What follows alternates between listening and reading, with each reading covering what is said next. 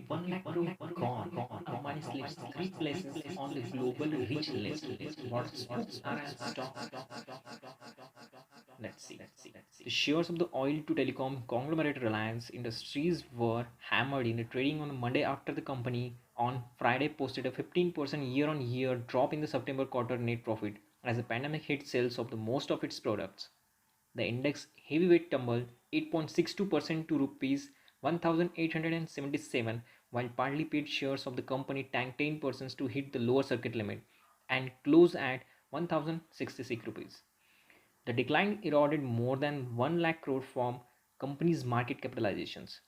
The sharp drop in the stock shaved off $6.8 billion from Mukesh Ambani's net worth and pushed him down from the 6th rank on the world's rich list to ninth place, with his net worth down at $71.5 billion. The earlier in the day, Macquarie came up with an underperform rating for the stock and maintained its price at rupees 1320. Even after the Monday's steep sell-off, this would imply the downside of 30%. With the 1-2 year view, we agree with India's long-term capital opportunities. We have continued to meaningful execution challenges and no mode for the Reliance, particularly in a retail. Our earnings and the cash flow estimates are the meaningful below the consensus, and stock is trading at our blue sky valuations, the Macquarie analyst said in a note.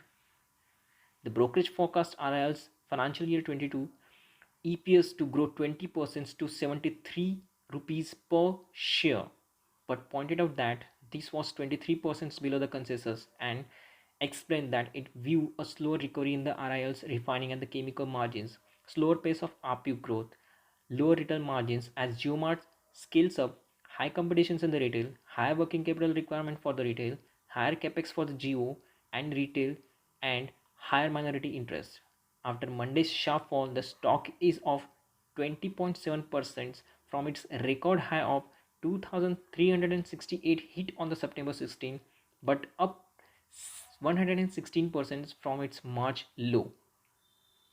The rapid surge in the stock price until the September had become the headache for the domestic mutual funds as regulatory norms do not allow actively managed funds to own more than 10% of the single stock, implying they could not add more RIL shares to their schemes. RIL is over-owned by the most of the funds. The index heavyweight is one of the few frontliner stocks that saw continued momentum. The fund managers are now compelled to restrict the RIL holdings in their schemes, said Devin Choksey, the group managing director at Kia Choksey Investments Managers.